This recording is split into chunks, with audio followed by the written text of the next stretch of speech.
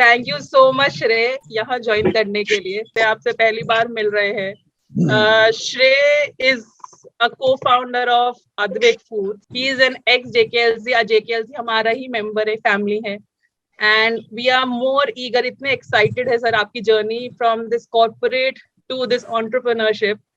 So for to set a context for हमारे जो employees के लिए, this is the first ever session which you are having. So it's an honor to welcome you all on this. Thanks Kapil sir for initiating this whole session. And हम ऐसे sessions, ऐसे honored speakers, genuine committed speakers लाते रहेंगे. So thank you so much. And handing over to Kapil sir to before we have this exciting session platform given to Shrey. Thank you. Thank you, Mahima. Thank you.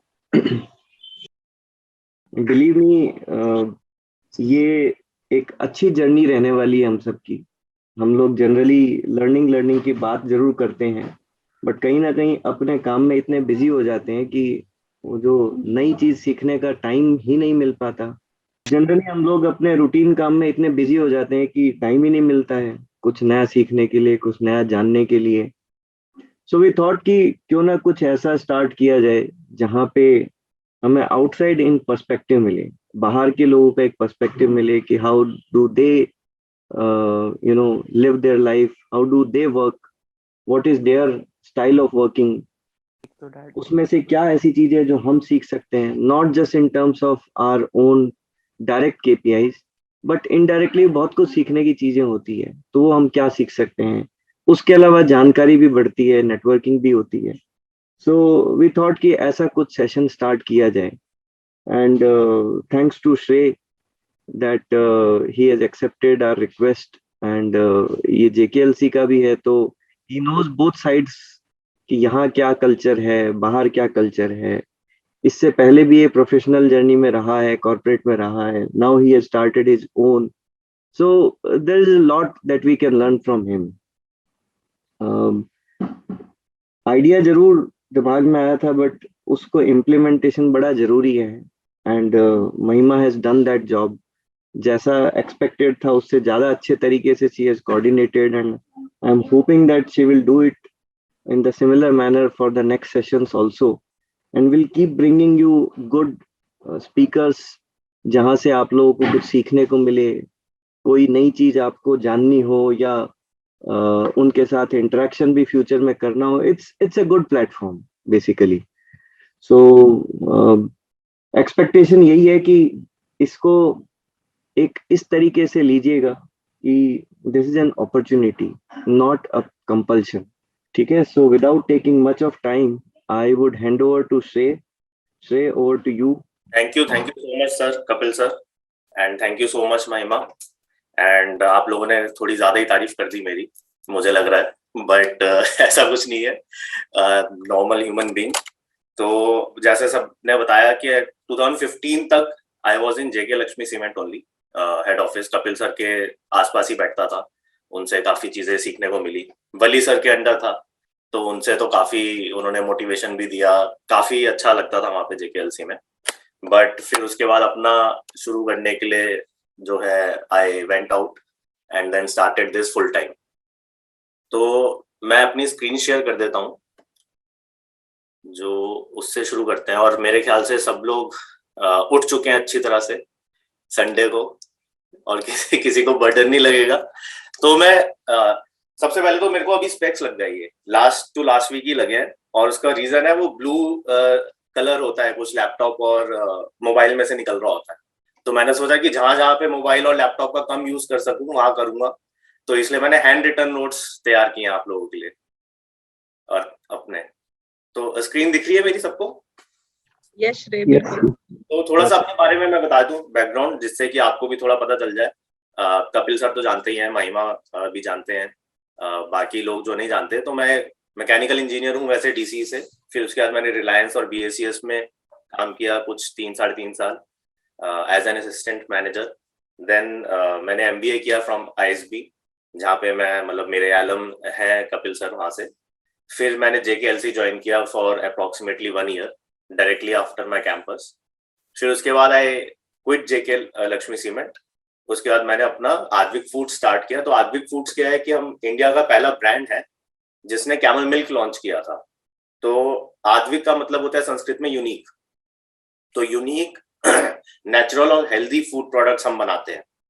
Camel milk first product था। Camel milk के बाद हमारे पास camel milk powder भी है, camel milk chocolates भी है, goat milk भी है, नाउ गोट मिल्क पाउडर भी है, गोट मिल्क चॉकलेट्स लॉन्च करने वाले हैं हम, काफी जल्दी लॉन्च करने वाले हैं। तो ये है मेरा थोड़ा सा बैकग्राउंड, और इसी पे हम आगे फिर बात करते हैं। और आपके कोई भी क्वेश्चंस हो तो आप लास्ट में पूछ लेना। And I want to make this session as interactive as possible, क्योंकि यहाँ पे मेरे से सीनियर भी काफी लोग हैं मुझे दिखे, और मेरे एक्सपीरियंस वाले भी हैं। तो सिर्फ आप ही नहीं, मेरी जर्नी है बस मैं वो बता सकता हूँ आपको। जो आपकी एक्सपीरियंस है उससे मैं भी सीखूंगा काफी कुछ। तो अब इसके आगे जैसे सबसे पहले तो कि हु इज एन एंटरप्रेन्योर, यहाँ पे ये मैं अपने एंटरप्रेन्योरियल जर्नी के बारे में आपको बता रहा हूँ। तो एंटरप्रेन्योर वो होता है जो ओनरशिप और फ्रीडम, मतलब फ्रीडम के होते हुए भी ओनरशिप ले। ऐसा नहीं है कि अपना बॉस होना को एंटरप्रेन्योर बोलते हैं, ऐसा नहीं है। मेरे सारे ही बॉसेस हैं, मैंने लिखा है नीचे। कस्टमर तो सबसे बड़ा बॉस है, और जो टीम मेंबर्स हैं वो भी बॉसेस हैं सारे। उनके बिना भी मैं कोई, ऐसा नहीं है कि मतलब कोई डिक्टेटर की तरह जो है, जैसे पुतिन ने रशिया पे अटैक करने का ले लिया, या यूक्रेन में उसने माना नहीं प्रेसिडेंट ने, दोनों ही किसी की नहीं सुन रहे, ऐसा नहीं होता। जो एक सच में एंटरप्रेन्योर होता है वो सबकी सुनता है। तो एक तरह से सारे बॉसेस हैं हमारे। तो मतलब अगर अपना बॉस बनना है तो मतलब स्टार्टअप करने की जरूरत नहीं है। ये कोई रीजन नहीं होगा स्टार्टअप करने का या एंटरप्रेन्योर बनने का। ये सबसे गलत मिथ है ये एक तरह से। और हाँ, बहुत सारे पैसे बनाने हैं, ऐसा भी कुछ नहीं है। पैसे लोग जॉब में भी बनाते हैं जो कंपनीज में काम कर रहे हैं, और हर जगह। यहाँ पे ये मोटिवेशन नहीं होनी चाहिए, क्योंकि आप कोई भी एग्जांपल देख लो, बड़े से बड़ा एग्जांपल, गूगल जब शुरू हुई थी तो उनको पता ही नहीं था कि इससे पैसे कैसे कमाए जाएंगे जब गूगल शुरू हुई थी। और ऐसे बहुत सारे एग्जांपल्स हैं, उनको नहीं पता। लैरी पेज और सर्जी ब्रिन जो उनके को फाउंडर्स हैं, उन दोनों जो इन्वेस्टर्स के पास गए, उन्होंने बोला हम ये एक सर्च इंजन बना रहे हैं। इन्वेस्टर्स ने बोला इसका क्या फायदा है, पैसे कैसे बनाओगे, आपका बिजनेस मॉडल क्या है, रेवेन्यू कैसे जनरेट करोगे। तो उस टाइम एड्स वगैरह का कोई सिस्टम नहीं था। उन्होंने बोला हमें नहीं पता, लेकिन ये चीज बहुत अच्छी होने वाली है। तो ये मोटिवेशन उनका भी नहीं था। मोटिवेशन सिर्फ पैसों की होगी तो कल को आपको कोई जॉब मिलेगी या कहीं पे और ज्यादा हाइक मिलेगी, तो आप वो अपना छोड़ के फिर से वापस से आप कॉर्पोरेट वर्ल्ड में आ जाओगे। फिर ये होता है कि टू बिल्ड समथिंग गुड, अगर आपको ये मोटिवेशन है कि कोई एक अच्छी चीज आपने बनानी है तो आप शुरू कर सकते हो।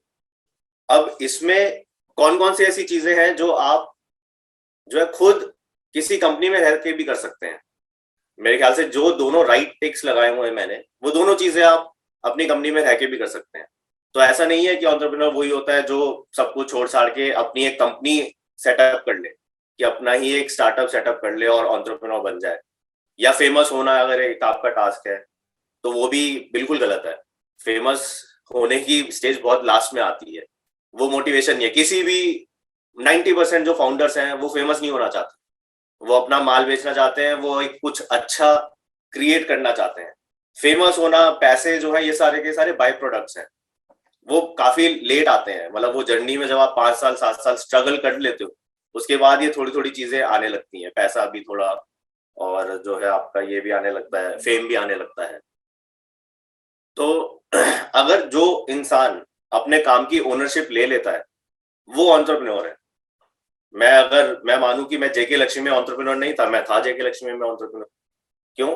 क्योंकि मैं अपने काम की ओनरशिप लेता था, और जो मेरे बॉस थे उन्होंने मेरे को फुल फ्रीडम भी दी हुई थी। वो हर 1 घंटे में आके मेरे से पूछते नहीं थे कि क्या कर रहे हो क्या नहीं कर रहे, या किसी दिन मतलब कुछ नहीं होता है काम तो ऐसा नहीं है। वो पहले रीजन सोचते हैं कि हाँ, क्योंकि इतना कॉन्फिडेंस मैंने उनको दिया हुआ था, तो कुछ ना कुछ सोचते थे। अगर काम नहीं हुआ है तो उन्हें पता होता था कि कोई जेन्युइन रीजन होगा, या कहीं पे कोई वेंडर अटका होगा या कुछ होगा।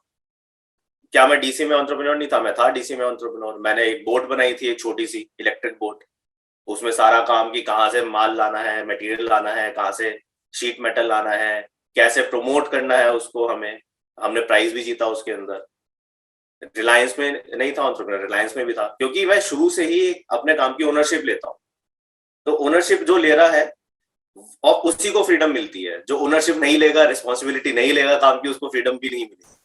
क्योंकि आपके जो बॉस हैं, चाहे यहाँ पे मेरे कस्टमर्स हैं, अगर मैं ओनरशिप नहीं लूंगा अपने प्रोडक्ट की, तो मेरे कस्टमर्स मेरे को बुरा फीडबैक देंगे, मेरे को मतलब मेरे कस्टमर केयर पे कॉल करके बहुत बुरा सुनाएंगे, मेरा सामान खरीदना बंद कर देंगे। तो वहां पे ओनरशिप बहुत जरूरी है, रिस्पॉन्सिबिलिटी। मैं रिस्पॉन्सिबिलिटी लेता हूँ हाँ कि मेरा प्रोडक्ट अच्छा होगा, मैं कस्टमर से बात करता हूँ और उनको वापस जो है पूरा जो है फीडबैक लेकर उसको क्लोज करके दोबारा से एक अच्छा प्रोडक्ट देता हूँ। फ्रीडम उन्हीं को मिलती है। अब मेरे कुछ जो यंग टीम मेंबर्स हैं, जो फ्रेशर्स हैं, अगर वो ओनरशिप नहीं लेते हैं और मैंने उनको फुल फ्रीडम दे दी, तो ये चीज उनके लिए भी गलत है। क्यों? क्योंकि उनको नहीं पता कि ओनरशिप क्या होती है, एकदम फ्रेशर है वो लोग, और वो फिर अपना काम भी कम करेंगे। तो ऐसा नहीं है कि हर किसी को आप फ्रीडम दे सकते हो। फ्रीडम की एक स्टेज आती है, जब इंसान ओनरशिप लेने के लायक हो जाता है या ओनरशिप शुरू से ही लेने लगता है, तो आप फ्रीडम उसको देते हैं। ये मैंने अपने पिछले 5 साल में देखा है, अपनी कंपनी के अंदर भी और इवन उससे पहले भी। जेके लक्ष्मी में मेरे को फ्रीडम मिली हुई थी काफी ज्यादा, और क्योंकि मैं ओनरशिप ले लेता था। तो इसमें ये है। अब वाई मैंने क्यों स्टार्ट किया? मेरे स्टार्ट करने के मेनली 3 रीजन थे। एक तो मेरे को कुछ बनाना था अलग से कुछ, एक अपना कोई चीज करने के लिए किया, और तीसरी चीज की मैं हमेशा से ही कुछ ना कुछ शुरू करना चाहता था। मैं डीसी में भी करना चाहता था, मैं जब आईएसबी में था तब भी करना चाहता था। तो इस वजह से मैंने कहा कि इस बार जो है फुल टाइम करते हैं। डीसी और रिलायंस के टाइम पे मैंने थोड़ा पार्ट टाइम ट्राई किया था कुछ, लेकिन वो हो नहीं पाया, तो इसलिए मैंने स्टार्ट किया। और मैं आपको एक और चीज दिखा दूं कि मैं और मेरे जो को फाउंडर्स हैं, जो मेरा पार्टनर है, हम कभी कभी कैसे बात करते हैं।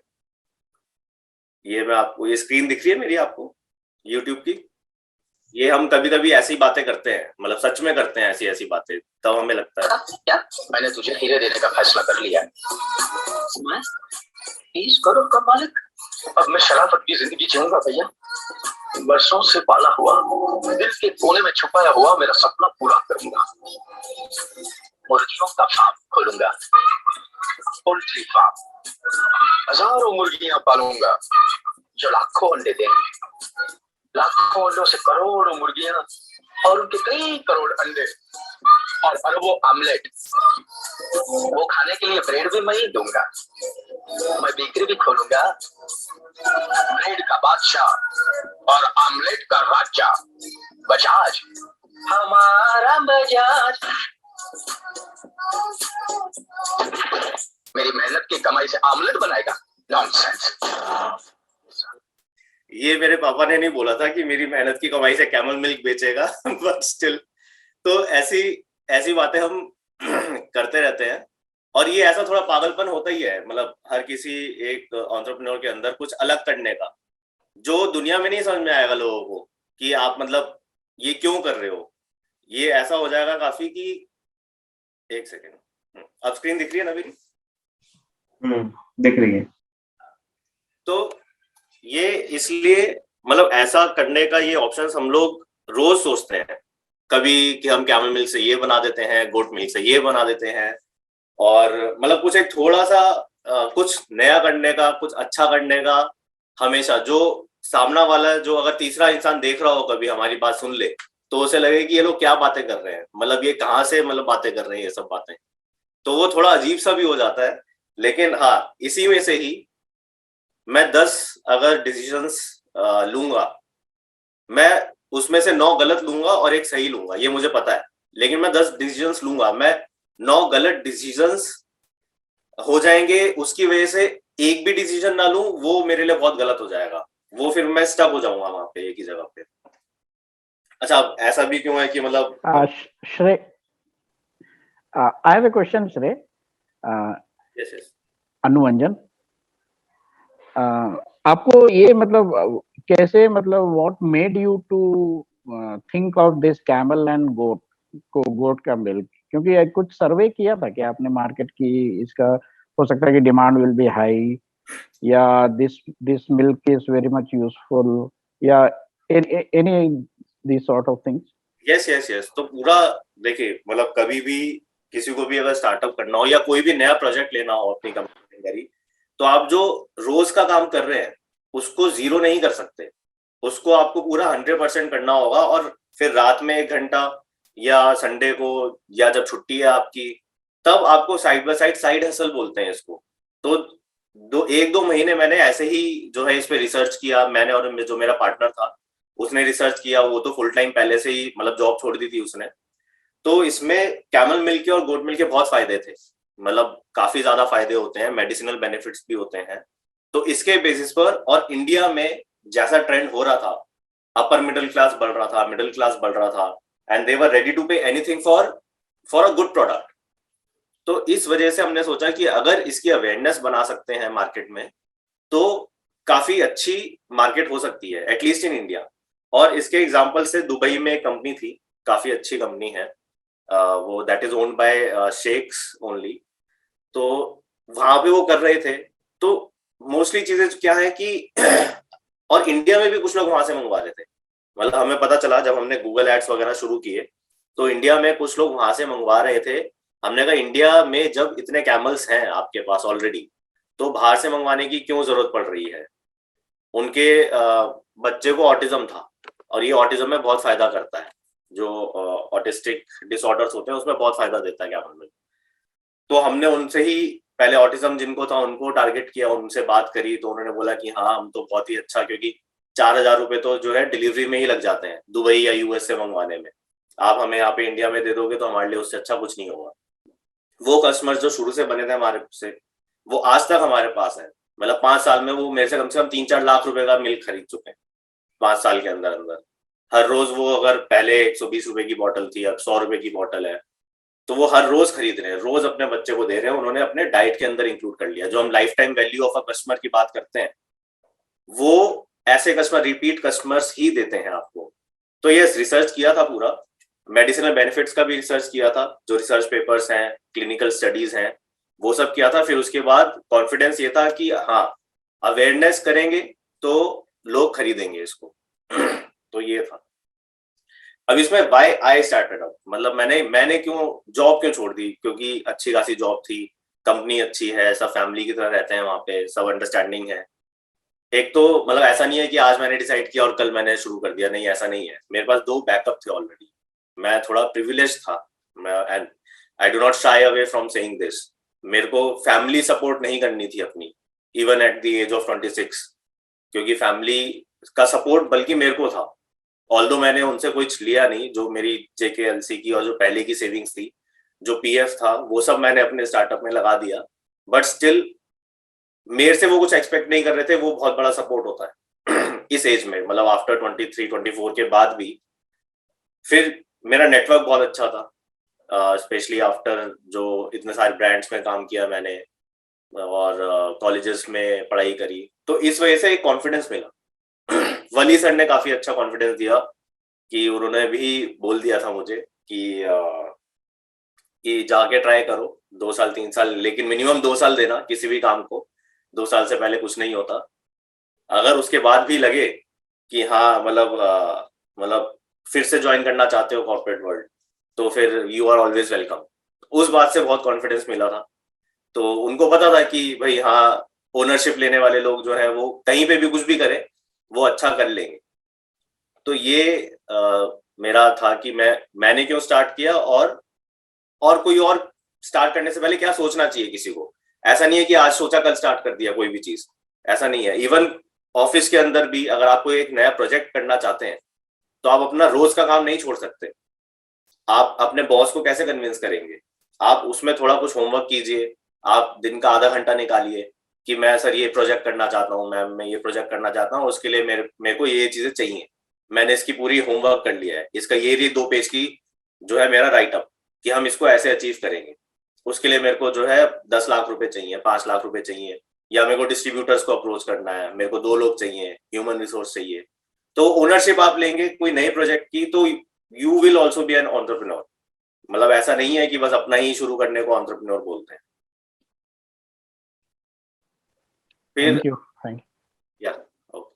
फिर अब मेरे जो KRAs थे ओवर द इयर्स कैसे बदले हैं।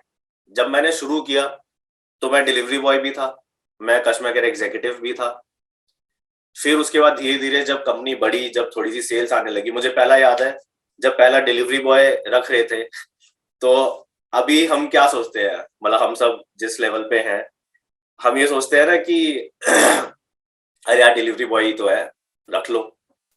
हम दोनों ने बैठ के इंटरव्यू लिया उसका, डिलीवरी बॉय का। मतलब मैं एमबीए में सिडान में जो है डिलीवरी कर रहा हूँ, वो एनफील्ड में डिलीवरी कर रहा है अपनी बाइक से।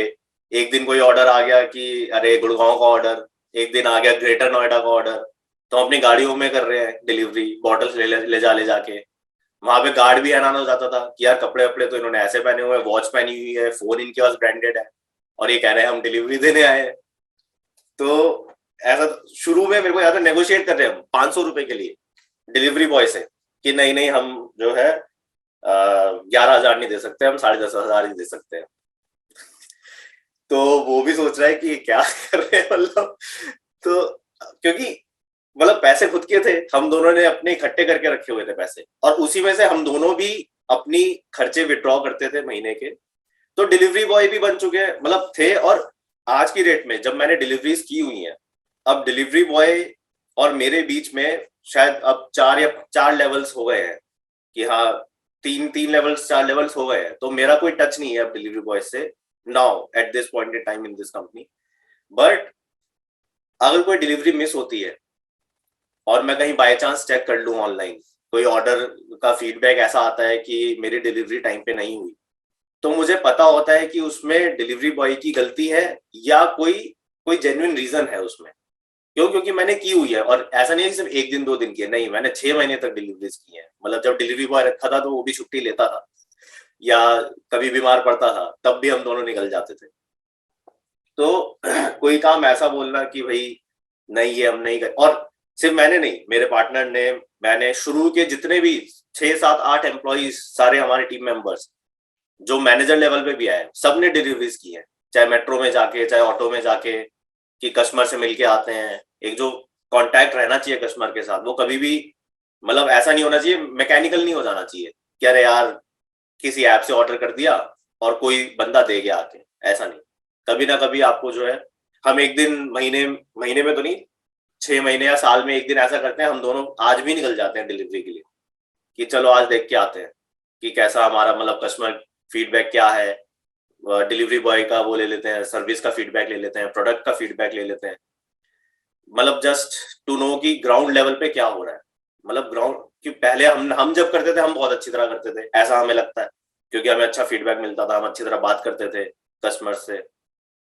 तो मतलब ग्राउंड पे जाना, फील्ड पे जाना बहुत जरूरी है, मतलब हर किसी के लिए ही जरूरी है। अभी भी हमारी कंपनी बहुत छोटी है तो हम इसलिए चले जाते हैं, लेकिन जब हमारे पास अभी ज्यादा और मैनेजर्स होंगे, वो होंगे, तो उनसे हम फीडबैक लेंगे कि आपने पूछा कि नहीं पूछा। फिर हम लोग कस्टमर केयर एग्जीक्यूटिव भी थे अपनी कंपनी में। सबसे पहले हमने गूगल एड्स शुरू किया, तो गूगल एड्स से कॉल्स आती थी हमारे पास, अगर कोई भी कैमल मिल्क, गोट मिल्क वगैरह ढूंढ रहा है। तो एक बहुत ही अच्छा एग्जांपल है इसमें, मतलब हम सिर्फ 2 लोग थे उस टाइम, और मेरे पार्टनर का नंबर डाला हुआ था हमने गूगल एड्स में। तो एक दिन फोन आया और ट्रू कॉलर पे लिखा था सायरा बानू। तो हम, उसने मेरे को दिखाया कि ये देख सायरा बानू किसी ने नाम रखा हुआ है। मैंने कहा अच्छा चल ठीक है, वो डाले।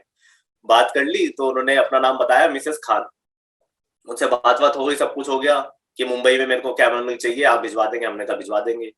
नेक्स्ट डे हमारी एक दूसरी कस्टमर का फोन आया, तो उन्होंने बोला कि अरे आपके पास मुंबई से किसी का कॉल आया था। ये बात है 2016 की, जब शुरू ही किया था, मतलब जस्ट हम 2 लोग ही थे, दिन का एक ऑर्डर जाता था, मतलब दिन की 400-500 रुपए की सेल थी हमारी। तो वो कहती कि मतलब मेरे पार्टनर ने बोला कि हाँ आया था कॉल। उन्होंने बोला कि अरे वो ना सायरा बानू जी है। तो चुप हो गया हितेश। उसने बोला, कहते अरे आप ना यंग हो अभी, उस टाइम 26-27 साल के थे, कि आप यंग हो अभी इसलिए आपको पता नहीं होगा, अपने मम्मी पापा से पूछना, वो दिलीप कुमार जी की वाइफ है। तो वो फिर चुप रहा 2-3 सेकंड। उसने बोला अरे मुझे पता है वो कौन है, हमें ऐसा भी नहीं है कि 5 साल के या 10 साल के है, हमें पता है, हमने उनकी मूवीज देखी है। तो वो सच में दिलीप कुमार जी के लिए, क्योंकि वो काफी टाइम से बीमार थे, मतलब 10-12-15 साल से बीमार चल रहे थे, मतलब हो जाते थे बीमार, तो उनको किसी ने सजेस्ट किया था कि आप कैमल मिल्क पीजिए। तो वो दुबई जब जाते थे, दुबई या मिडिल ईस्ट जाते थे, तो वहां पे फ्रेश कैमल मिल्क पीते थे। तो हमने दिलीप कुमार जी को भिजवाया यहाँ से। मतलब हमारे फर्स्ट 100 कस्टमर्स में से एक कस्टमर वो थे जो इंडिया के पहले सुपरस्टार थे।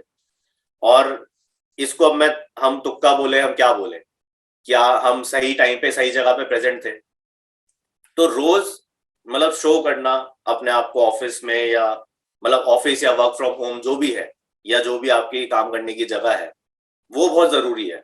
कब आपके साथ कोई चीज अच्छी हो जाए, कभी आप डिमोटिवेट होके कि नहीं नहीं कुछ हो नहीं रहा तो आज मैं जो है नहीं जा रहा, या आज मैं जो है बैठ रहा हूँ ऐसे ही, वो नहीं करना चाहिए। क्योंकि राइट टाइम पे राइट जगह पे आपका होना बहुत जरूरी है। फिर उसके बाद कस्टमर केयर एग्जीक्यूटिव के बाद आधा आधा घंटा, एक एक घंटा बात करते रहते थे हम लोग। तो हमारा KRA उस टाइम ये था, डिलीवरी टाइम पे पहुंचाना मेरा KRA था, कस्टमर से कोऑर्डिनेट करना मेरा KRA था, कस्टमर केयर से हर फोन उठाना, रात में 11 बजे भी फोन आ रहा है तब भी उठाते थे हम, क्योंकि उस टाइम हमारे लिए एक एक, उस टाइम क्या अभी भी एक एक कस्टमर बहुत जरूरी है। तो वो KRA मेरे कैसे चेंज हुए ओवर द इयर्स, डिलीवरी करने से, कस्टमर से बात करने से लेकर, फिर मैं मैनेजर बना, मेरे अंडर डिलीवरी बॉयज आए 2-4, एक कस्टमर केयर एग्जीक्यूटिव आया, तो फिर मेरा KRA हो गया कि इनको मैनेज करता हूँ। फिर मैं अपने आप को एक तरह से मैनेजर वाला रोल समझने लगा 1-1.5 साल के बाद, 1.5-2 साल के बाद के आसपास। फिर उसके बाद एक तरह से मैं VP बना, जब मेरे अंडर मैनेजर्स भी हो गए 3-4, कि हाँ 3-4 मैनेजर्स हैं, तो अब उनके मैंने जो है उनसे मैं बात करता हूँ उनको मोटिवेट करने के लिए। और अब तो वो लोग भी मेरे को मोटिवेट करते हैं कभी कभी।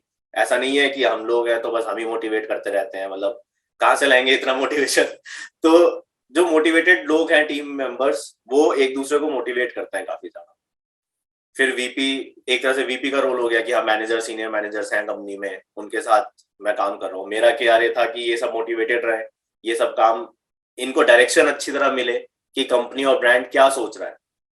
तो हमारा काम यही है डिसीजंस लेने का, कंपनी और ब्रांड का विजन अच्छी तरह बताने का। उसमें थोड़े चेंजेस हो जाते हैं जब हम डिस्कस करते हैं अपने मैनेजर्स के साथ बैठ के। तो कहीं कहीं पे जहाँ पे हम भी गलत होते हैं तो हम मानते हैं कि हाँ नहीं, ये फैक्चुअल फैक्ट्स या नंबर्स अगर वो बताते हैं तो हम अपनी वो मानते हैं और चेंज कर लेते हैं थोड़ा सा विजन। मतलब ऐसा नहीं है कि 100 का 2 कर लिया, लेकिन आधा %, 1% जो है चेंज हो जाता है हमारा। तो ये ओवर द इयर्स ऐसे KRAs हमारे चेंज हुए हैं। अब मैं आपको इसके एग्जांपल्स भी दूंगा कि मतलब कौन कहाँ से कहाँ पहुंच गया। ये तो मेरी जर्नी है कि हाँ मैं कैसे था। मैं बोलोगे कि मैं फाउंडर था, को फाउंडर था, तो उससे भी इतना फर्क नहीं पड़ता। जैसे 2 एग्जांपल्स मेरे नजर में आ रहे हैं।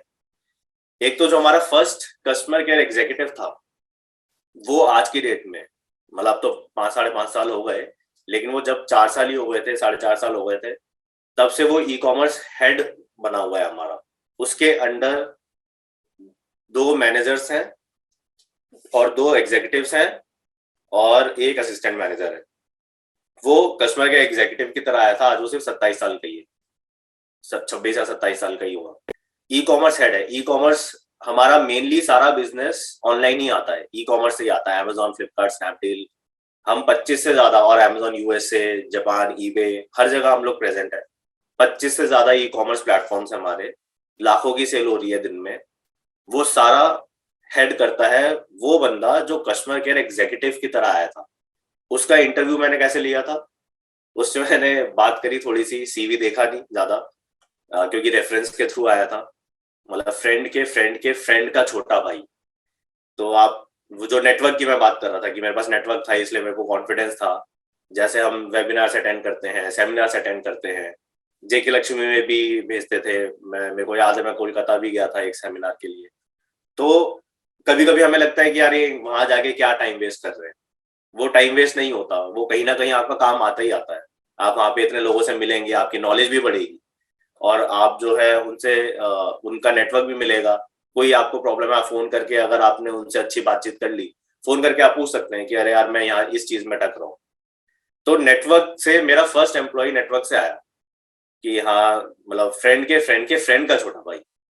उसके इंटरव्यू में मैंने पूछा, थोड़ी बात हुई कि अच्छा कहाँ रहते हो, क्या है। उसने बोला यहाँ रहता हूँ, वहाँ रहता हूँ। मैंने कहा देखो हमारे कस्टमर्स सारे इंडिया में हैं, तो मतलब मुझे एक ऐसा पर्सन चाहिए जिसको हिंदी भी आती है और जिसको इंग्लिश भी आती है और फ्लुएंटली आती है।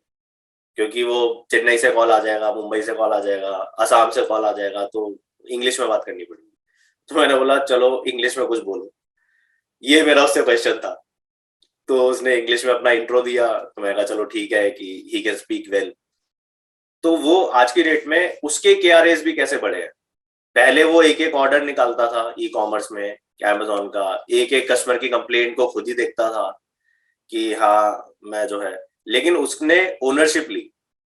आज मैं उससे पूछता ही नहीं कि वो कहाँ बैठ के काम कर रहा है, ऑफिस आया नहीं आया, मैं नहीं उसका ध्यान देता। क्यों? क्योंकि उसने ओनरशिप ली हुई है, और वो खुद, उसके अंदर भी इतनी खुद रिस्पॉन्सिबिलिटी है कि वो पर्सन, मुझे अगर वर्क फ्रॉम होम भी है और 2 घंटे के लिए बाहर जाना है तो he will drop me a message.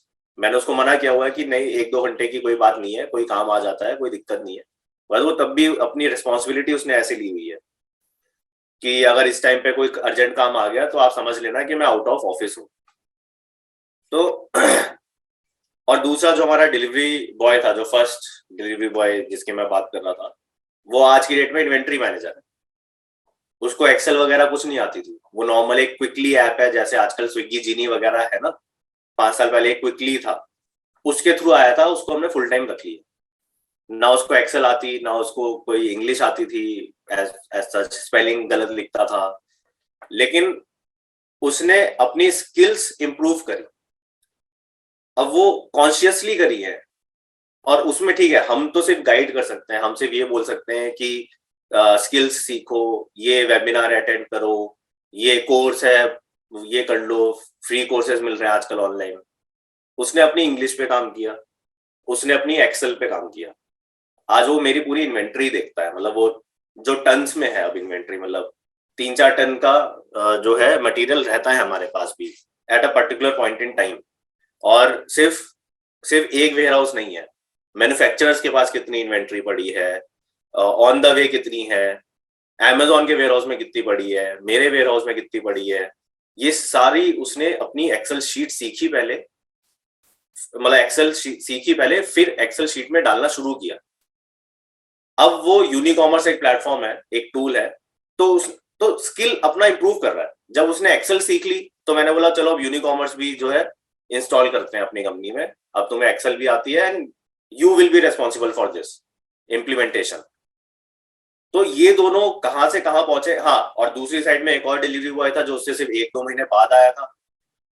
वो थोड़ा सा ऐसा है कि ठीक है, मतलब उसके मन में ऐसा नहीं है कि मुझे जो है रोज ग्रो करना है और मुझे रोज बढ़ना है। वो इस लेवल पे नहीं पहुंचा and he is okay with that. उस मतलब मैं तो पूछ लेता हूँ कि भाई देखो, जिसको ग्रो करना है पर्सनली भी प्रोफेशनली भी, वो बताओ, उनके लिए मेरे पास सारी अपॉर्चुनिटीज है।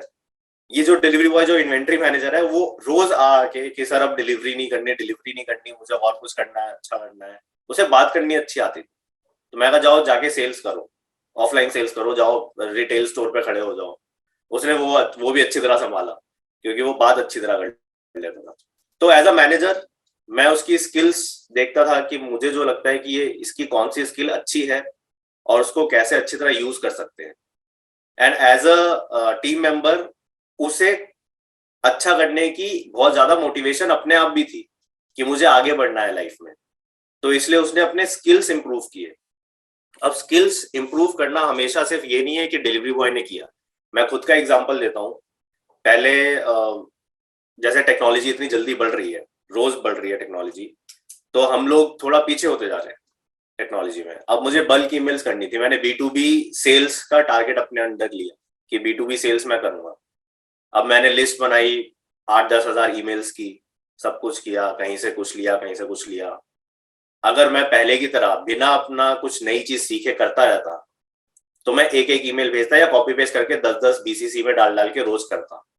उससे एक तो जीमेल वाले ब्लॉक कर देते मेरी ईमेल कि ये फिशिंग ईमेल भेज रहा है, दूसरा मैं कर ही नहीं पाता, मतलब मेरा मैक्सिमम टाइम उसी में ही चला जाता। तो फिर एक बल्क ईमेल का टूल आता है, मैंने उसको यूज करना शुरू किया, उसको सीखा, एक फ्रेंड से बात करी जो सेल्स में है, अगेन नेटवर्क बोल लो, इनको फ्रेंड्स बोल लो, उससे बात करी। उसने एक सिंपल सा टूल बता दिया कि जीवा से एक टूल है, वहां पे जाओ, टेम्पलेट्स बनाओ, बल्क में जितने लोगों को भेजना है एक एक्सेल शीट अपने आप अपलोड हो जाती है उसके अंदर, और आपके जीमेल पे भी इफेक्ट नहीं पड़ेगा। तो स्किल्स मैंने भी अपने इम्प्रूव किए। बीच में 1 साल तक ऐसा हो गया था कि भाई कभी कभी हो जाता ना कि अरे मेरे टीम में तो 10 लोग हैं, कोई भी काम है, एक्सेल सीखनी, अरे यार तू सीख ले, किसी एक बंदे को बोल दिया, या कोई और चीज सीखनी है, अरे ये चीज तू कर ले, खुद अपना सीखना छोड़ दिया। 1 साल बीच में ऐसा टाइम पीरियड था, लेकिन जब रेट्रोस्पेक्ट किया तो पता चला कि अरे यार मैं तो कुछ सीख ही नहीं रहा। मतलब ठीक है, पहले मैं 2015 में मैं डिलीवरी कैसे करते हैं वो सीख रहा था, कस्टमर से कैसे बात करते हैं वो सीख रहा था, फिर एक्सेल में मैंने मैक्रोज लगाने सीखे एक टाइम के बाद।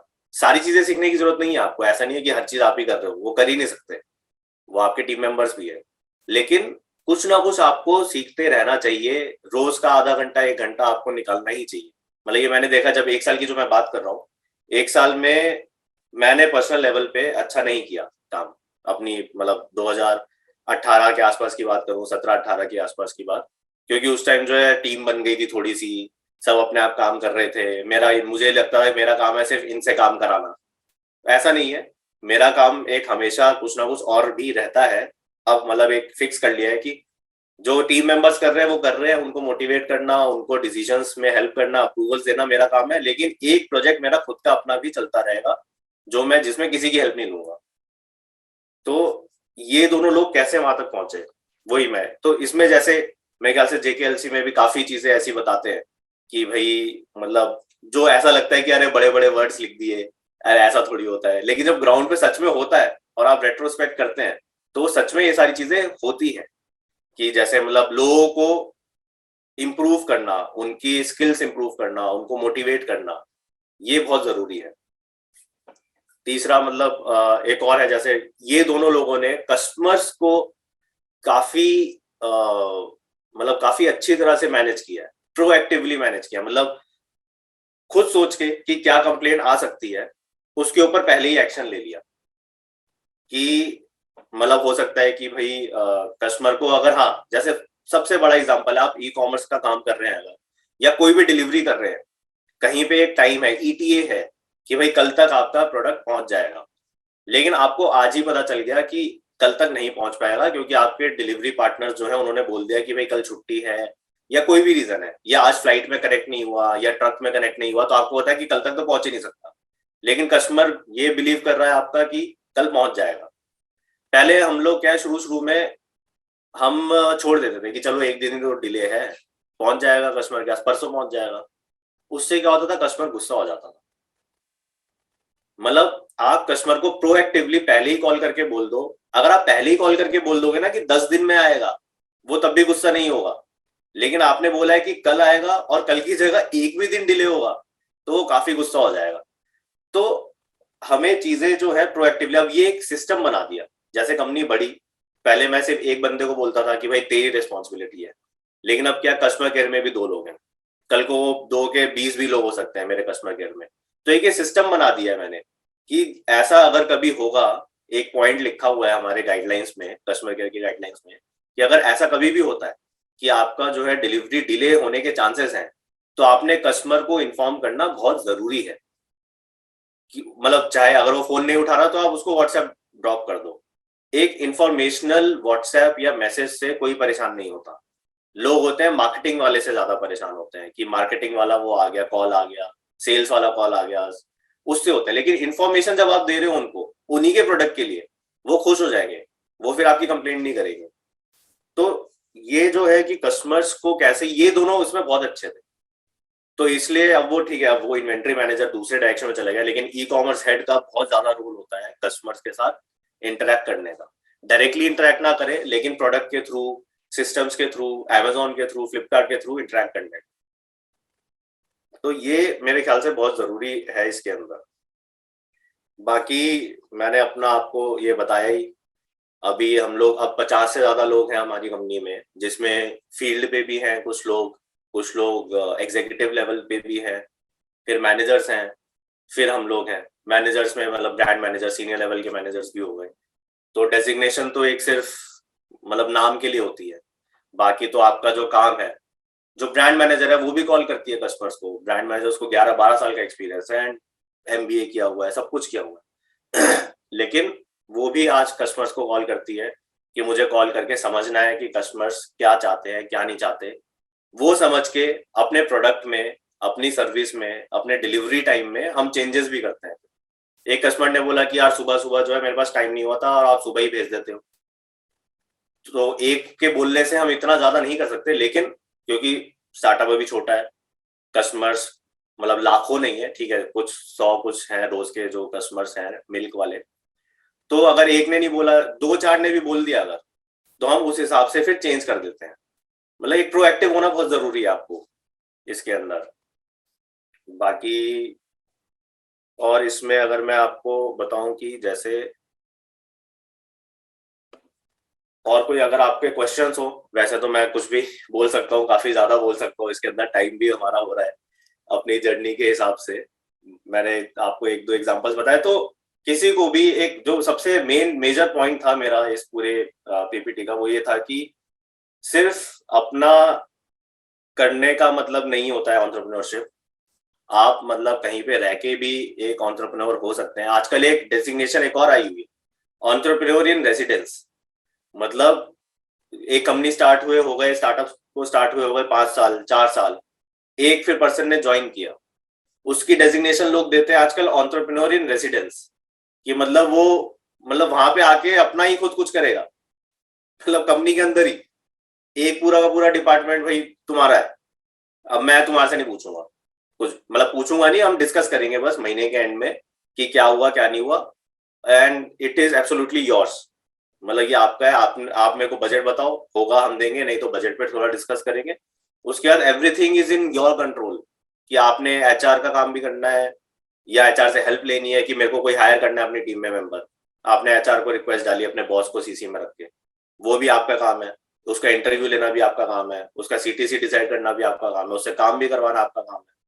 तो वो एंटरप्रेन्योर इन रेसिडेंस, तो हर कोई अगर ये किसी के मन में आ जाता है कि हाँ I am an entrepreneur in residence, तो आप चाहे वो अपना स्टार्टअप बोल लो उसको, या अपनी कंपनी बोल लो, या अपनी जॉब बोल लो, तो वो वहां पे बहुत ज्यादा काम आएगा।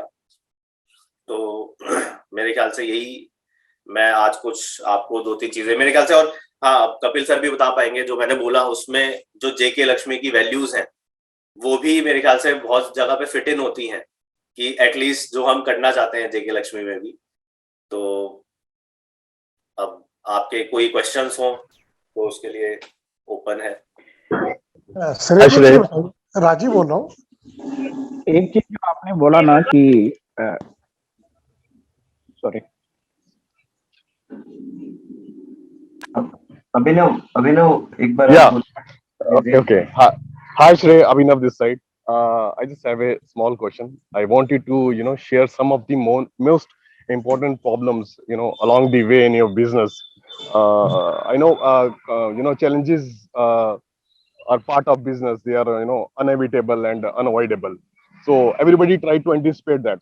So I just want you to share some of the most important problems, kind of challenges which you have pushed you to the limit and made you think and rethink and almost revisit the idea of getting better in this business. Could you shed some light on it? Yeah, this is it. That's a great, मतलब insightful question है ये। तो इसमें I would like to tell you the biggest challenge was creating awareness about something that was not there. I mean, you can make a product which is a duplicate of something or which is a replica of something else. मैं chocolate निकाल सकता था first day पे और chocolate की category में compete करता, but that was not the case. I believed in camel milk and camel milk products. So challenge was awareness, and in that, I'll tell you the biggest challenge till today is this only. It is very difficult to create awareness. There is a lot of information online. मतलब आप देखो, आपको एक दिन में कम से कम 150 से 200 brands touch करते हैं। उनके जो एड्स हैं, उनके जो मार्केटिंग मटेरियल है, चाहे वो ऑनलाइन हो चाहे वो ऑफलाइन हो, मतलब मिनिमम 200 तो मैंने कम बोल रहा हूँ, बहुत ज्यादा है। तो इतना ज्यादा इंफॉर्मेशन ओवरलोड है, उसमें मैं अपनी कैसे जगह बनाऊं, वो एक बहुत बड़ा चैलेंज पहले भी था और अभी भी है। तो इसमें अगर कुछ करने की बात है, तो जैसे मैंने बताया कि एक कॉल, एक बहुत अच्छा एग्जांपल है इसका जो हमने किया था। हम एक कॉल को एक्सेल में डालते थे। एक कॉल मतलब उसका फोन नंबर, जब हम दोनों कस्टमर केयर देखते थे, मैं और मेरा पार्टनर, एक कॉल आई, फोन नंबर उसका एक्सेल में डाला उसी टाइम, और उससे क्या बात हुई, दूसरी कॉल आई, रोज करते थे, रोज। अगर रोज की सिर्फ 8 कॉल्स भी आ रही है, 6 कॉल्स भी आ रही है, फिर हमने क्या किया कि 1 साल तो नहीं, 9-10 महीने के बाद कैमल मिल्क पाउडर लॉन्च किया। पहले सिर्फ लिक्विड मिल्क था, अब वो रोज ऑन एन एवरेज 5 कॉल्स थी, वो 6 महीने में काफी ज्यादा हो गई। मतलब जो डेटाबेस है, कस्टमर का डेटाबेस, तो आप लगा लो कितने हो जाएगा, 5 मतलब 1 महीने की 150, तो 900 हजार नंबर्स थे हमारे पास। और हमें पता था कि किसको पाउडर चाहिए, किसको लिक्विड मिल्क चाहिए, कौन बोगस लीड है, क्योंकि हम रिमार्क्स भी लिखते थे। तो जो लिमिट पुश करने की बात है, हम देखा जाए तो हम क्या करते हैं, हम रिमार्क्स क्यों लिखते, सीधा सीधा गूगल कॉन्टैक्ट्स में डाल देते सारे नंबर्स और सबको मेल कर देते। जब हमने पाउडर लॉन्च किया, फर्स्ट डे पर मेरे को 60 से 65 ऑर्डर्स आए थे मेरी खुद की वेबसाइट से। क्यों? क्योंकि जो मैंने 6 महीने तक रोज ये काम किया है।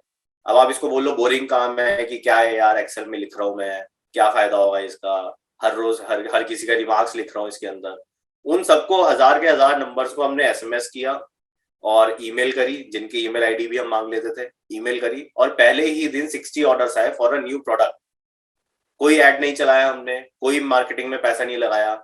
ये छोटी सी चीज थी कि जो है कि अब पाउडर लॉन्च हो गया है, हमें कैसे बताना अपने कस्टमर को। तो पहले दिन 60 ऑर्डर्स आना, हम तो मतलब बहुत खुश थे कि 60 ऑर्डर आ गए पहले ही दिन हमारी वेबसाइट से। कहाँ से आए? क्योंकि जो मैंने 6 महीने मेहनत करी थी, एक एक कस्टमर की डिटेल्स नोट करी थी, उससे मेरे को आए। मतलब आप जब कोई प्रोडक्ट लॉन्च करते हो और फर्स्ट डे थोड़ा सा ऐसा निकल जाता है ना कि यार मतलब मजा नहीं आया। ठीक है, बड़ी कंपनी में तो सिर्फ एक दिन नहीं देख सकते, मे बी 1 महीना 2 महीना 3 महीना देखना पड़ता है। हमारी छोटी कंपनी में हम 3-4 लोग ही थे उस टाइम तक, तो उसमें पहले ही दिन 60 ऑर्डर्स आ गए हमारी वेबसाइट से। हम तो बहुत खुश थे, मतलब हमने पार्टी करी थी। तो लिमिट्स पुश करने की तो ये बात है कि वो चलती ही रहती है किसी ना किसी चीज में। अभी टेक्नोलॉजी इंटीग्रेट कर रहे हैं हम लोग अपनी कंपनी में, क्योंकि अब हमें लगने लगा है कि manually it is very difficult to manage so many things. तो वहां पे लिमिट पुश कर रहे हैं कि जैसे यूनिकॉमर्स था, बहुत बार ऐसे डिसीजंस हुए कि यार ये एक्सपेंसिव है, इसको छोड़ देते हैं। 2 महीने तक वो इंटीग्रेट ही नहीं हुआ हमारे सिस्टम में।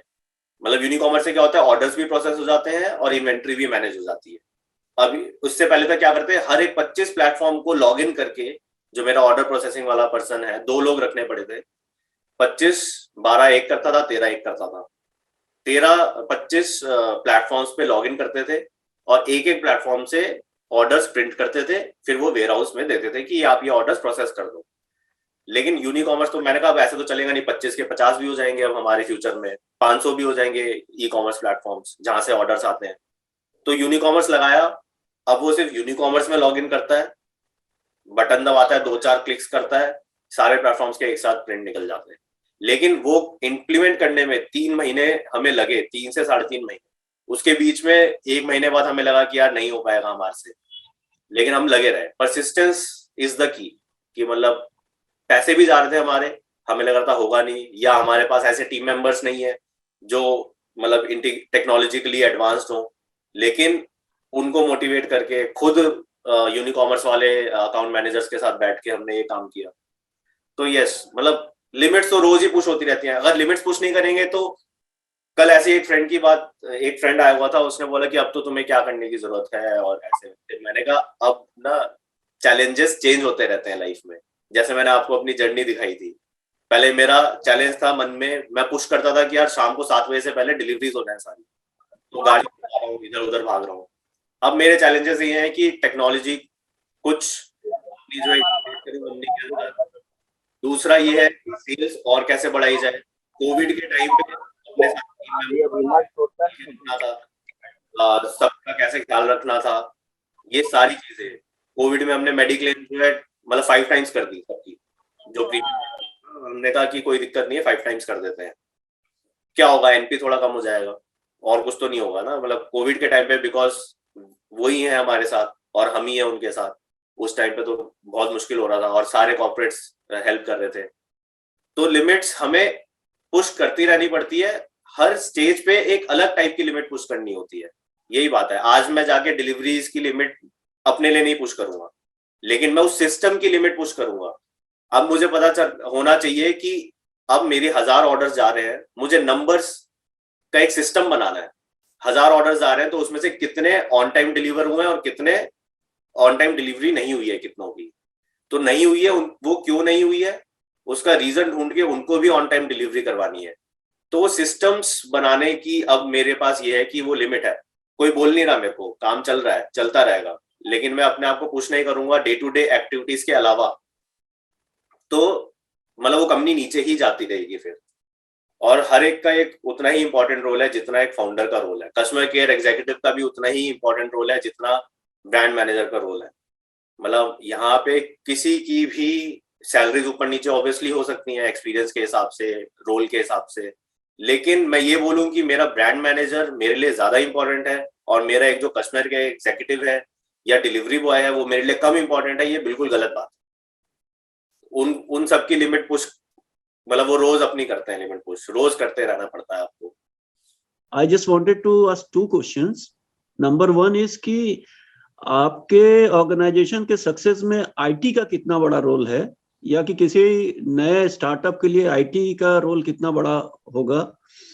सेकेंडली, ये जिस सेगमेंट में या जिस प्रोडक्ट में आप काम कर रहे हैं, तो क्या कभी ऐसा नहीं लगता कि बड़े प्लेयर आ जाएंगे, जैसे ब्रिटानिया आ जाएगा, पार्ले आ जाएगा, लीवर आ जाएगा, लाइक दैट? सो हम लोगों के मन में क्वेश्चन उठते हैं, कभी ऐसा सोचते हैं, तो इसलिए पूछ रहा हूँ आपसे। नहीं, अच्छे, दोनों अच्छे क्वेश्चन है काफी। पहले मैं आपका सेकंड क्वेश्चन का आंसर देता हूँ। अमूल आ चुका है वैसे 2-2.5 साल से, और आपने सुना भी नहीं होगा कि अमूल का भी कैमल मिल्क होता है। अमूल आ चुका है, पतंजलि बात कर रहा है हमारे से, एक लोटस डेयरी है राजस्थान में, वो भी बात कर रही है हमारे से। तो अगर बड़े प्लेयर्स आ रहे हैं तो ये तो मेरे लिए अच्छी बात है ना। मैं अगर इन्वेस्टर के पास जाऊंगा तो मेरे को ये प्रूव करने की जरूरत ही नहीं है कि इसकी मार्केट है कि नहीं है। अमूल आ गया, अमूल कोई छोटे बिजनेस में तो आएगा नहीं, मेरे को बस यही बोलना है देखो अमूल आ गया तो, और वो मार्केटिंग भी करेगा, एक क्रेडिबिलिटी मिल जाती है आपके आइडिया को या आपके प्रोडक्ट को अगर कोई बड़ा प्लेयर आता है तो। और ठीक है, मैं अमूल नहीं बन सकता, मेरा ड्रीम भी नहीं है अमूल बनने का या नेस्ले या ब्रिटानिया बनने का, नहीं, वो ऐसा नहीं है। अमूल आ जाए, मेरे को उसी से क्रेडिबिलिटी मिल जाएगी और अमूल के आने से मार्केट बढ़ेगी। तो अगर किसी को कोई चीज, कोई प्रोजेक्ट के बारे में सोचना भी है, कोई आइडिया के बारे में सोचना भी है, तो ये तो बहुत ही अच्छी चीज होगी कि कोई बड़ा प्लेयर भी आ जाए मार्केट में। वो या तो आपको एक्वायर कर लेगा या आपकी मार्केट बढ़ा देगा, ये दोनों में से एक ही चीज होगा। कि इंडिया में मैं बता रहा हूँ, 5 साल पहले मिले थे हम लोग, एक वीपी थे अमूल में 4-5 साल पहले, तब से उनका चल रहा था कि वो शायद लॉन्च करेंगे, नहीं करेंगे कैमल मिल्क। तो हम सेशन में गए हुए थे, तो हमने उनसे बोल दिया कि सर थोड़ा ख्याल रखना हम बच्चों का भी, कि अगर आप लॉन्च करोगे तो प्राइस इतना कम मत रखना कि मतलब हमें कोई पूछे ही ना। तो उन्होंने बहुत सही बात बोली कि स्टे, देखो इंडिया बहुत बड़ी मार्केट है और यहाँ पे कभी भी कोई सिर्फ एक प्लेयर ही नहीं चलेगा। तो हर उसमें कम से कम 4-5-6 अच्छे प्लेयर्स, बड़े प्लेयर्स होते हैं, आप भी बेचोगे और हम भी बेच लेंगे, तो उसकी टेंशन मत लो। ये खुद वीपी थे, वीपी शायद सेल्स या मार्केटिंग के वीपी थे अमूल के, तो उन्होंने ये बात बोली थी। और डर के तो काम ही नहीं कर सकता हम सब लोग। मतलब कल एक पर्सन पूछ रहा था मेरे से, अभी सजेशंस लेते रहते हैं कि एक बिजनेस में उसको आना है, तो ये सब चीजें, और वो कुछ स्टार्ट करने का सोच रहा है। मैं कहा यार गलत प्रॉब्लम स्टेटमेंट पे काम कर रहे हो आप। आपकी प्रॉब्लम स्टेटमेंट आज के टाइम में सिर्फ यही होनी चाहिए कि मैं इसको मार्केट कैसे कर सकता हूँ, इसको सेल कैसे कर सकता हूँ, और रोज मैं काम कर सकता हूँ कि नहीं कर सकता, ये वाला। डर के तो आप कभी नहीं कर सकते कोई भी, मतलब कोई स्टार्टअप बोल लो, कोई नया प्रोजेक्ट बोल लो, क्योंकि हर चीज में कुछ ना कुछ डर तो रहेगा ही रहेगा कि बड़े प्लेयर्स आ जाएंगे या फेल हो जाएगा। फेल हो जाएगा तो हो ही जाएगा, कोई भी चीज फेल हो सकती है। मैं जॉब कर रहा हूँ, मैं जॉब में फेल हो सकता हूँ, मैं अपना स्टार्टअप कर रहा हूँ, मैं स्टार्टअप में फेल हो सकता हूँ। क्यों? क्योंकि मैंने कहा भाई ठीक है, उसकी अलग मार्केट है, मेरी अलग मार्केट है, मेरा प्रोडक्ट अलग है, थोड़ा है कैमल मिल्क की, लेकिन उनका यूएसटी है, मेरा फ्रोजन है। मेरे को अपने प्रोडक्ट में कस्टमर को बस वैल्यू दिखानी थी कि भाई Amul is good for only for cow milk. आप जो है काउ मिल्क अमूल से खरीदो, कैमल मिल्क आपने आद्विक से ही खरीदना है। कैमल मिल्क का सिनोनिमस आद्विक है, आद्विक का सिनोनिमस कैमल मिल्क नहीं है, क्योंकि आद्विक के अंदर और भी चीजें हैं, लेकिन कैमल मिल्क को ही देख रहा है इंडिया के अंदर, तो आद्विक ही लेगा और आद्विक ही देखेगा। एक एग्जांपल अभी इसका ये जो मैं आपको बता रहा था ना, कस्टमर से कभी 6 महीने में बात कर लेते हैं। तो एक कस्टमर से मेरा पार्टनर बात कर रहा था, वो 5 साल से खरीद रही है हमारे से अपनी बेटी के लिए। तो उन्होंने ये बोला कि मैंने एक बार भी अमूल का कैमल मिल्क जो आपसे आधे से भी आधे रेट पे है, एक बार भी ट्राई नहीं करवाया अपनी बेटी को।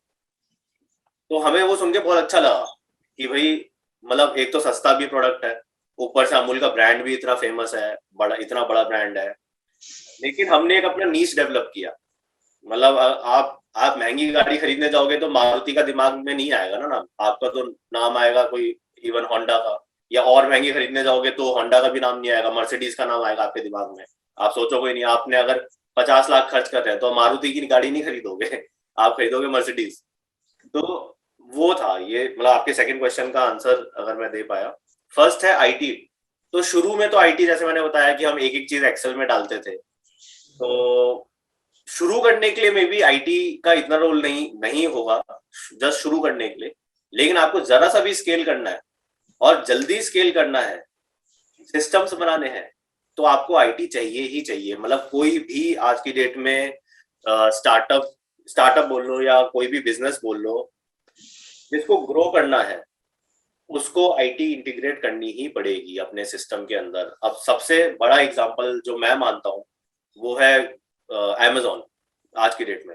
मतलब अमेज़न का जो डैशबोर्ड है, जो बैकएंड है, इतना स्मूथ है। अगर किसी को कोई अपना डैशबोर्ड बनाना है, वेबसाइट बनानी है, वो अमेज़न को सीखे, अमेज़न को माने कि ये भगवान है और मैं इससे ही सीखूंगा। मतलब आपको मैं आज अगर अभी यहाँ पे खोल के दिखा दूं अमेज़न का अपना बैकएंड वाला डैशबोर्ड, जहां से मैं मैनेज करते हैं, जहां से हम लोग ऑर्डर प्रोसेसिंग करते हैं, जहां से मेरी पेमेंट्स आती हैं, आपको आधा घंटा लगेगा और आपको सब पता चल जाएगा कि कहाँ पे कौन सी चीज है, ऑर्डर कैसे प्रोसेस करना है वो भी पता चल जाएगा, आपको इन्वेंट्री कैसे मैनेज करनी है वो भी दिख जाएगा। इतना इजी टू यूज आईटी उनका बैकएंड बनाया हुआ है उन्होंने कि मतलब काफी अच्छा लगता है। हमारे एग्जांपल में हमने दो अब चीजें यूज करना शुरू की है टेक्नोलॉजी की बात करें तो। यूनिकॉमर्स आपको बताया ऑर्डर प्रोसेस और इन्वेंट्री मैनेजमेंट के लिए। एक हम सीआरएम अब इंटीग्रेट कर रहे हैं, तो सीआरएम इंटीग्रेट कर रहे हैं। अब ऐसे कस्टमर्स हैं जिन्होंने मेरे से 5 साल से लिया है, अगर मेरे को पता ही नहीं होगा, वो मेरे को कैसे पता चलेगा? वो आईटी के थ्रू ही पता चलेगा कि मेरे पास ऐसे कस्टमर्स भी हैं कि जो 5-5 साल से ले रहे हैं आईटी में, चाहे उसको सीआरएम बोल लो, है तो आईटी ही। तो वो बहुत जरूरी है। वो 5 साल से ले रहे हैं, अगर 1 लाख रुपए का जब सामान ले लिया उन्होंने, मैं उनको कुछ गिफ्ट भेजूंगा अपनी तरफ से, एक पर्सनल टच रहेगा, या कार्ड भेजूंगा, हैंड रिटन कार्ड भेजूंगा अपनी तरफ से, या आप हमारे साथ इतने टाइम से जुड़े हुए हैं, थैंक यू वेरी मच। तो जब एक स्केल हो जाता है, मेरे पास आज 2 लाख से ज्यादा कस्टमर बेस मतलब आज तक बन चुका हमारा, 2.5 लाख से ज्यादा बल्कि, तो मैं एक एक को अपनी एक्सेल में नहीं डाल सकता, वो मेरे को आईटी चाहिए ही चाहिए। अब वो मेरे लिए एक पर्सन नहीं है, वो मेरे लिए ग्रुप है पूरा का पूरा, कि भाई ऐसे 50 लोग जो 2 लाख से ज्यादा का सामान खरीद चुके हैं मेरे से ओवर द पास्ट 4 years या 5 years, उनके लिए मैं क्या एक अलग अप्रोच लूंगा। एक 50 लोग जो एक बार लेके छोड़ दिया उन्होंने, तो उनको एक मैं अलग ऑफर दूंगा। एक एक करके मैं नहीं गिन सकता। तो आईटी को जो है हमें एक्सेप्ट करना ही पड़ेगा, चाहे कोई सी भी फील्ड है, चाहे आईटी का रोल बहुत बड़ा है। तो मतलब उसके बिना काम नहीं कर सकते। मतलब आप मत करो, आपका कॉम्पिटिटर यूज करेगा और वो आपसे आगे निकल जाएगा, वो अच्छी कस्टमर सर्विस देगा, वो अच्छा ऑपरेशंस हैंडल करेगा अपना। तो आईटी के बिना काम नहीं चल सकता आज की डेट में। Right sir, thank you. आज कस्टमर मेरे पास आया, कोई भी ग्राहक, मेरे को ये प्रोडक्ट देना है, तो उसकी प्योरिटी कैसे सेटिस्फाइड करूं उसको? अच्छा, ये अच्छा क्वेश्चन है। मतलब मैं अपने एग्जांपल से बता सकता हूँ आपको। हाँ कि, सर। क्योंकि कैमल मिल्क में तो कुछ था ही नहीं, तो एक तो उसको थोड़ा सा बैकग्राउंड बताना पड़ता है कि हम कौन है। पर्सनल टच, अगर आप B2B की बात कर रहे हैं, आप अगर डायरेक्टली कस्टमर से बात कर रहे हैं, तो आप बताएंगे कि ये कंपनी क्यों शुरू, जैसे मैंने क्यों अपनी जॉब छोड़ के ये कंपनी शुरू कर दी, अच्छा खासा पैसा मिल रहा था, सब कुछ था। तो एक क्रेडिबिलिटी एस्टैब्लिश करनी पड़ेगी सबसे पहले। देखो, मतलब प्रूव नहीं कर, आप कैसे प्रूव करोगे? आप उसको रिपोर्ट दिखा दो, वो कहेगा रिपोर्ट भी नकली हो सकती है आपकी, मुझे क्या पता। हाँ सर।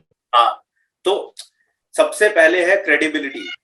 एप्पल वाला कुछ भी निकाल देता है, एप्पल के फैंस आंख बंद करके खरीद लेते हैं, क्यों? क्योंकि उसने अपनी क्रेडिबिलिटी, ब्रांड है।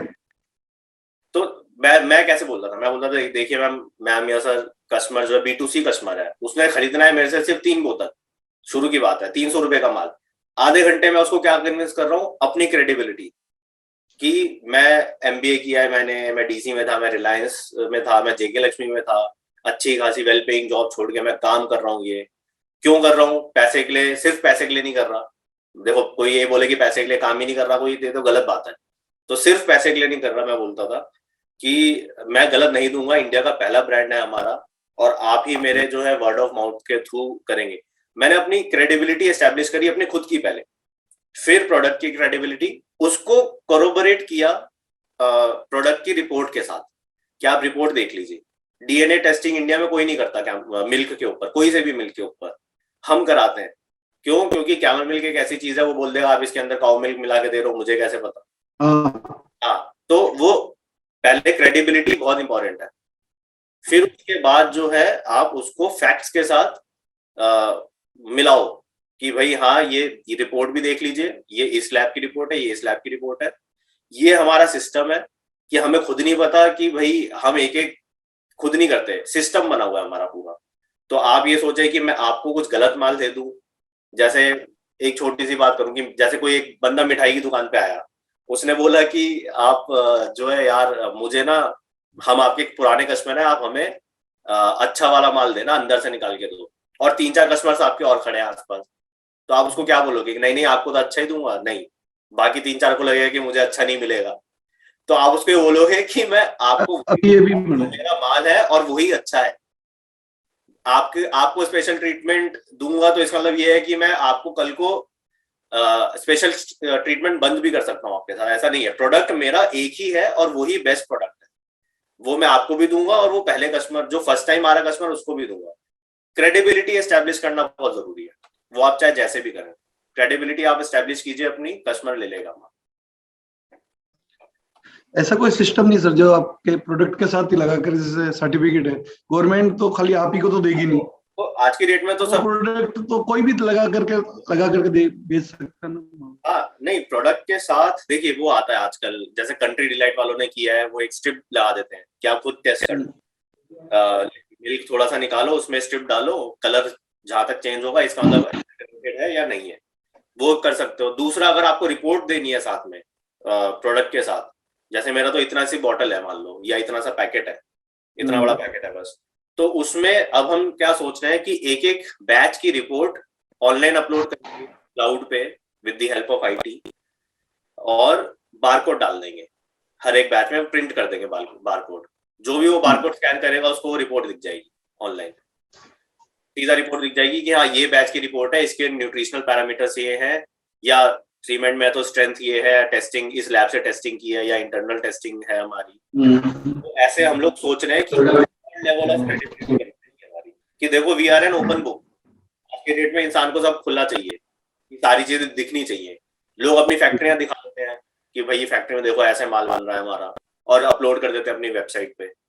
तो स्टार्टअप्स की क्रेडिबिलिटी, अमूल की क्रेडिबिलिटी कम हो रही है, लेकिन कंट्री डिलाइट आप देख लो, कंट्री डिलाइट है, बिनसर फार्म्स हैं, ये सब बहुत फेमस हो रहे हैं, और ये अच्छा खासा शेयर ले गए हैं दिल्ली में से अमूल का। क्यों? क्योंकि वो ट्रांसपेरेंट है अपने ऑपरेशंस में कस्टमर्स के साथ, कि हाँ हम ऐसा करते हैं, ये देख लो आप। श्रेय, I have one question. Yes. श्रेय, आपका मल्टीपल बिजनेस स्ट्रेटजी हम इम्प्लीमेंट करते हैं पुराने बिजनेस, सो उसमें एक मार्केटिंग स्ट्रेटजी हो गई, एक सप्लाई चेन स्ट्रेटजी हो गई, एक IT स्ट्रेटजी हो गई। तो आद्विक फूड्स के लिए कौन सी स्ट्रेटजी इनमें से कौन सी ऐसी है जो आपका कोर स्ट्रेंथ है, जिसको आपको लगता है कि it is very difficult to replicate, कि कोई और नहीं कर पाएगा, this is the the focal point for Advik foods? अभी दो चीजें हैं, एक तो हमारा जो सोर्सिंग है, राइट, उसको रेप्लिकेट करना बहुत मुश्किल है। ठीक है, अमूल जैसी कंपनी की बात नहीं कर रहा, वो तो कुछ भी कर सकते हैं, मतलब मार्केटिंग स्ट्रेटजी से लेकर लॉजिस्टिक्स सब उनका बहुत अच्छा है और बहुत बड़े लेवल पे। लेकिन कोई एक नई कंपनी आना चाहती है तो मेरी सोर्सिंग रेप्लिकेट करना बहुत मुश्किल है। और जो मेरी कैमल फार्मर्स के साथ पिछले इतने सालों में जो एक रेपो बनी है, कि इतने कैमल फार्मर्स ऐसे हैं जो जिनसे हमने बीच में हफ्ता 10 दिन 1-1 महीना बंद कर दिया मिल्क लेना, कि डिमांड कम ज्यादा होती रहती, क्योंकि कभी जैसे डिमांड कम हुई तो हमने बंद किया कुछ दिन के लिए कि 15 दिन हम मिल्क नहीं लेंगे। उनको पोच करने आ गए अमूल वाले।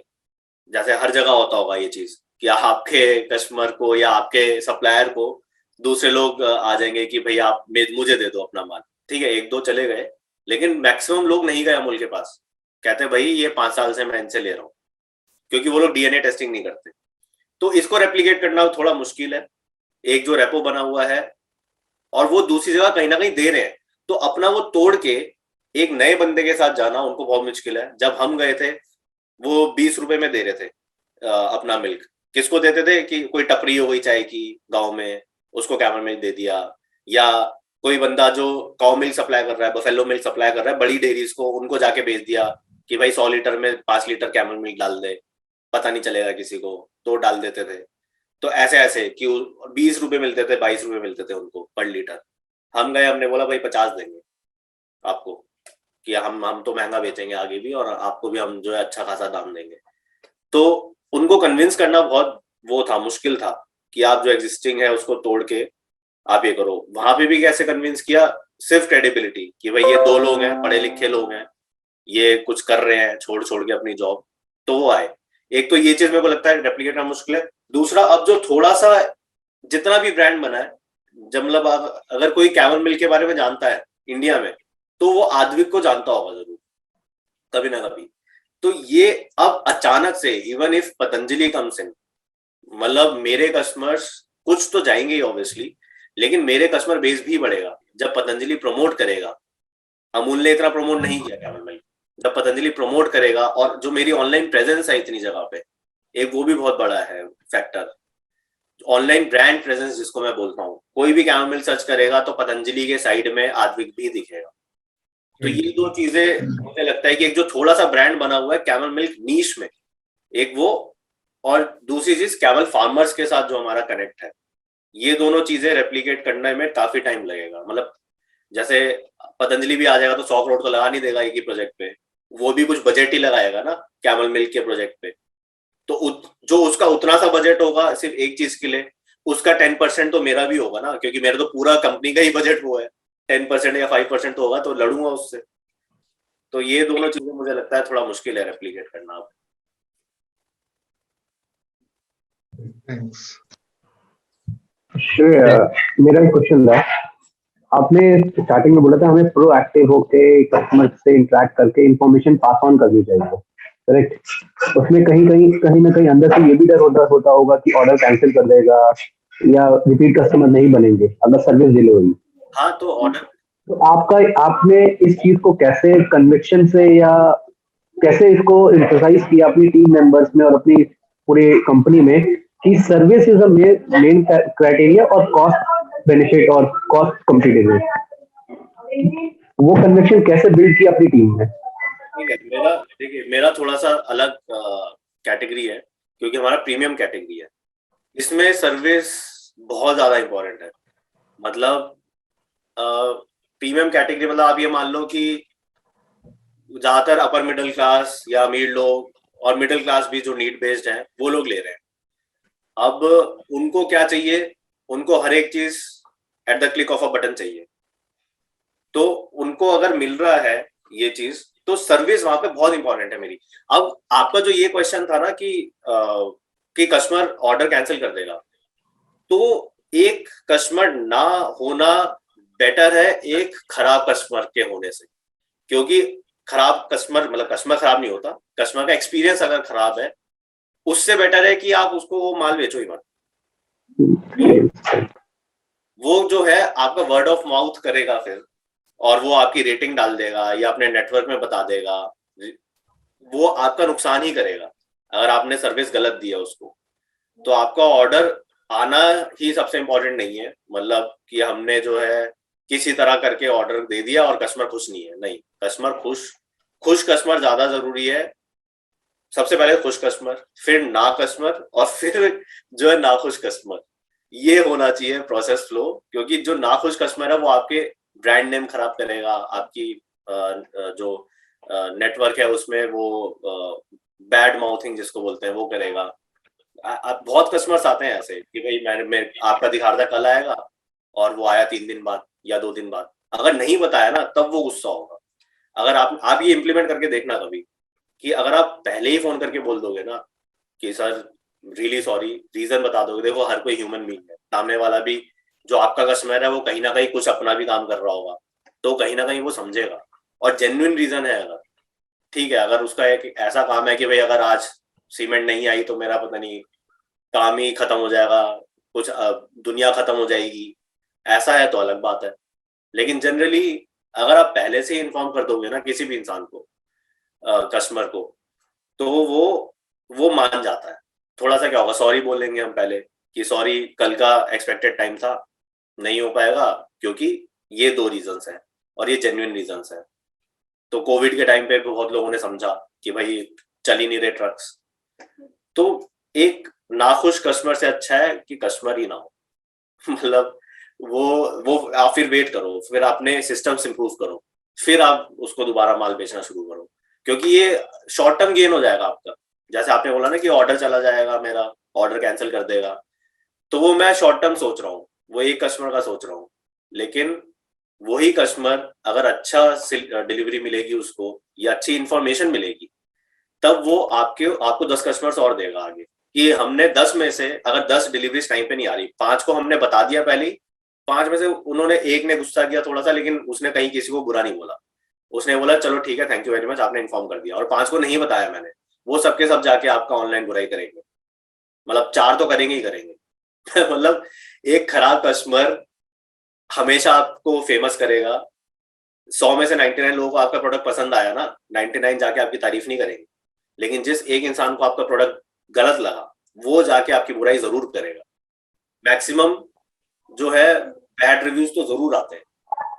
तो ये मतलब आपको आप खुद सोचो, आपको कोई प्रोडक्ट अच्छा लगा, आप जाके किसी को जाके फोन करके थोड़ी बताओगे अरे बहुत अच्छा प्रोडक्ट आया मेरे पास, ये बहुत अच्छा। लेकिन अगर आपको कोई प्रोडक्ट गलत आया, आप दिन में चलते फिरते ही 3 लोग अरे यार आज मूड खराब है, ये मैंने मंगवाया था 3 दिन बाद आया और आया भी अच्छी तरह नहीं, ना कुछ बताया उन्होंने मेरे को। तो वो है। I wanted to know one thing, like how did you work on your supply chain management? Like it's a highly perishable product, and how did you work that from sending Delhi to Chennai or elsewhere? Yes. That also in the very small delivery. Mm-hmm. So as I told you earlier also, like if I talk about Mr. Dilip Kumar, so we used to, our milk is in frozen condition.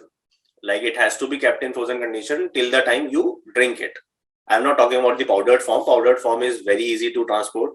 Normal Blue Dart ले जाता है उसको, normal temperature पे रखो powder को, कोई दिक्कत नहीं है. But for the perishable liquid frozen milk I'm talking about, सबसे पहले तो inbound logistics की जहाँ से sourcing होती है, तो we source our camel milk directly from the camel farmers. मतलब बीच में there is no middleman.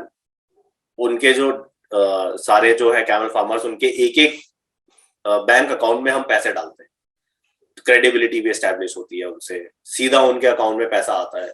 बहुत लोगों का अकाउंट भी नहीं था, हमारी टीम ने उनका अकाउंट बनवाया जाके बैंक्स में जाके उनके साथ मिलके, कि उनको कैश ही चाहिए था, लेकिन कैश ही होता कि कैश हैंडल करना बहुत मुश्किल था, सब कुछ था। वहां से सोर्सिंग हुई, मिल्क हमारे प्लांट में आया, पैस्चराइजेशन का एक छोटा सा यूनिट लगाया हुआ है। वंस इट इज पैस्चराइज्ड तो एक पर्टिकुलर टेम्परेचर पे उसको फ्रीज कर देते हैं, फिर टेम्परेचर एंड उस पे टाइम में with in a period of half an hour, तो उसको फ्रीज कर दिया बॉटल के अंदर, पेट बॉटल्स के अंदर। Now it has to be kept frozen till the time it reaches customer. अब वहां से मेरे प्लांट से सबसे पहले मेरे को दिल्ली वेयर हाउस लाना है। नाउ पहले हम क्या करते थे, बसेस में करते थे। बस में जो पार्सल सिस्टम होता है, जैसे सिर्फ 100 बॉटल्स ही मंगवानी होती थी हमें एक बार में, तो 50 बॉटल्स वो रेड कलर का जो आइस बॉक्स होता है उसमें आइस शीट्स और ड्राई आइस लगा के प्रॉपर, मतलब एक्स्ट्रा प्रिकॉशन के साथ, क्योंकि इतनी टेक्नोलॉजी हमारे पास थी नहीं कि हम टेम्परेचर नोट करें बॉक्स में, कोई थर्मामीटर लगा दें जो ऑनलाइन हमें, जैसे आजकल IoT सिस्टम होते हैं वैसा तो मतलब अब भी नहीं है इतना तो हमारा एडवांस सिस्टम, बट बेटर है। वहां से आता था, हमारे वेयर हाउस में आता था, डीप फ्रीजर्स में हम लोग उसको स्टोर करते थे। फिर दिल्ली NCR में तो खुद अपने आइस बैग्स होते थे हमारे पास, आइस बैग्स जिसके अंदर आइस वो होते थे, ड्राई आइस डालते थे सारे डिलीवरी बॉयज, और डिलीवरी होने तक फ्रोजन रहता था। फिर कस्टमर को गाइड करते थे, एक हैंड आउट देते थे कि how to store your camel milk. और फिर एक वीडियो भी बनाई हमने, जो भी कस्टमर के पास डिलीवरी जाती थी फर्स्ट टाइम उसको वो वीडियो भेजते थे कि आपको इसको स्टोर कैसे करना है, कि फ्रीजर में रखना है और जब पीना हो तो एक रात पहले आप नॉर्मल फ्रिज में रख दीजिए या बाहर रख दीजिए 2 घंटे पहले। तो ऐसे हम करते थे शुरू में। फिर उसके बाद now instead of buses we are using our own vehicle, partial load जिसको बोलते हैं, मतलब not own vehicle but partial load जो होता है ट्रक्स में या जो सिस्टम्स होते हैं उसमें हम जैसे हाफ हमने बुक कर लिया। कोल्ड स्टोरेज वाला जो कोल्ड सप्लाई चेन होती है, तो आजकल वेंडर्स मिल जाते हैं आपको उसके। तो दिल्ली का रूट जब होता है तो जैसे गुजरात से आता है हमारा मिल, तो उनके थ्रू आता है, तो वो एंड टू एंड ऐसे मेंटेन करते हैं। फिर हम इसमें बीच बीच में एक्सपेरिमेंट भी करते रहते हैं कि ड्राई आइस कितनी डालनी है, आइस पैक्स कितने डालने हैं हर एक उसमें बॉक्स में। तो एक मतलब मिनिमम क्वांटिटी से ज्यादा डालते हैं कि प्रिकॉशन लेकर कि 24 आवर्स तक तो आपका 48 आवर्स तक तो आपका फ्रोजन रहेगा, लेकिन by chance if there is any delay तो it should go up to at least 60 to 64 hours, मतलब तब तक फ्रोजन रहे। तो इतना हम ऐसे मेंटेन करते हैं। लिक्विड मिल्क की सेल इस वजह से भी कम है क्यों, because of this logistics difficulties, frozen milk की सेल।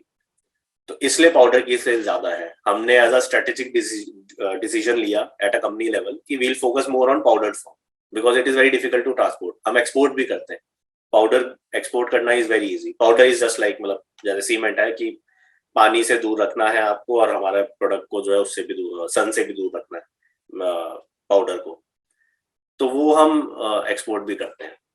तो ये ऐसे करते हैं। और पाउडर बनाने का सबसे बड़ा रीजन यही था कि लॉजिस्टिक्स बहुत मुश्किल है लिक्विड कैमल मिल्क की एट दिस लेवल। मतलब मेरा रोज का अगर मेरा जो है 1 लाख लीटर या 20,000 लीटर की डिमांड है मिल्क की, then I can use my own trucks everywhere. मैं हर जगह अपने ट्रक से ही भेज दूं, दिल्ली भी भेज दूं ट्रक से। लेकिन एक इस लेवल पे पाउडर की सेल ज्यादा, इसलिए हमने कॉन्शियसली डिसीजन लिया था। सेल्फ डाउट जब आता है, how do you handle that? Self doubt तो मतलब आता ही रहता है, मतलब ऐसा नहीं है कि नहीं आ रहा कि कभी किसी दिन सेल डाउन हो गई और 3-4 दिन तक डाउन चल रही है सेल। हमने 2-3 चीजें ट्राई करी, नहीं जा रही ऊपर, फिर कुछ हो गया थोड़े दिन और फिर हमने कुछ ट्राई किया, नहीं हो रहा ऊपर। फिर हमें लगने लगता है कभी कभी कि यार शायद we are not capable enough, ऐसा आता है। लेकिन फिर 1-2 चीजें हैं जो हम सोचते हैं, कॉन्शियसली सोचते हैं वो, मतलब जब भी ऐसा होता है, क्योंकि ऊपर नीचे चलता रहता है। 2-3 बार एकदम स्टैग्नेट रही हमारी ग्रोथ, मतलब कुछ महीने तक, 2-3 महीने 4 महीने तक। तो हमने उसको वापस कैसे ऊपर लाया कि एक तो सबसे पहले कि whatever we have done till now we have done well in life. मतलब एक वो सबसे बड़ी बात है, if you are in JK Lakshmi also so you have done good things in life. हर किसी का जेके लक्ष्मी में नहीं होता। और जैसे हम लोग, मैं हूं, तो एक कॉन्फिडेंस ये था कि भाई हर कोई जो है किसी भी चीज को मतलब 0 से जो है करोड़ ऑफ सेल्स तक नहीं ले जा पाता। तो अगर हम यहाँ तक लाए हैं तो हम इसके ऊपर भी ले जा सकते हैं। तो ये कॉन्शियसली सोचना पड़ता है कि भाई आपकी स्ट्रेंथ्स क्या है। हाँ ठीक है, जो चीज हम नहीं कर पा रहे फिर उसके लिए, जैसे हमारा ब्रांडिंग हमारी अच्छी नहीं हो रही थी, मैं और मेरे पार्टनर दोनों एक्सपर्ट्स नहीं थे, सारे हम किसी के भी एक्सपर्ट नहीं थे और थे भी सबके एक्सपर्ट। डिसीजन हम ऐसे ऐसे ले रहे हैं जो हमारे सामने जो वेंडर है वो हमारे से बड़ा एक्सपर्ट है, लेकिन हमें डिसीजन लेना है, हमारी कंपनी है, तो हम ऐसे ले रहे हैं कि हम उससे ज्यादा जानते हैं। तो ये बीच बीच में कभी कभी हो जाता है कि अरे यार हमें सब आता है, लेकिन नहीं, वो आपको सोचना पड़ेगा। कभी भी किसी से भी सीखने में कोई बुराई नहीं है। मैंने अब P2P शुरू किया है, ISB में मैंने सीखा था, कपिल सर को भी पता होगा, पीयर टू पीयर सेशन होते थे। जैसे मैं इंजीनियर था, मेरे को ऑपरेशंस थोड़ा आता था, तो मैं जो लोग B.Com करके आए हैं, जो लोग CAs हैं, उनको ऑपरेशंस के बारे में थोड़ा 1 घंटे का लेक्चर देता था अपने ही पीयर ग्रुप में, अपने ही फ्रेंड्स को। मेरे को फाइनेंस बिल्कुल नहीं आती थी, एक CA था वो हमारा फाइनेंस का लेक्चर लेता था। मतलब प्रोफेसर तो अलग है, तो वो P2P। तो जहाँ पे सेल्फ डाउट होता है कि यार मुझे नहीं हो रहा, ब्रांड, जैसे मैं बता रहा था कि ब्रांडिंग हमारे से अच्छी तरह नहीं होती, तो 1 साल पहले हमने एक ब्रांड मैनेजर हायर कर। अब हमें इतना कॉन्फिडेंस आ गया है कि यार हमारी ब्रांडिंग अच्छी है, डिजाइन अच्छे जाते हैं, फेसबुक पे अच्छा जाता है हमारा, सारे क्रिएटिव्स अच्छे जाते हैं।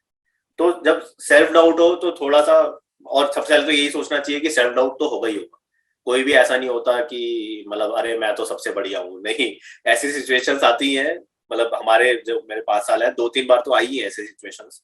कभी कभी होता है कि एक ही हफ्ते में सेल्फ डाउट से एकदम कॉन्फिडेंस भी पहुंच गए और एकदम कॉन्फिडेंस से सेल्फ डाउट में भी चले गए।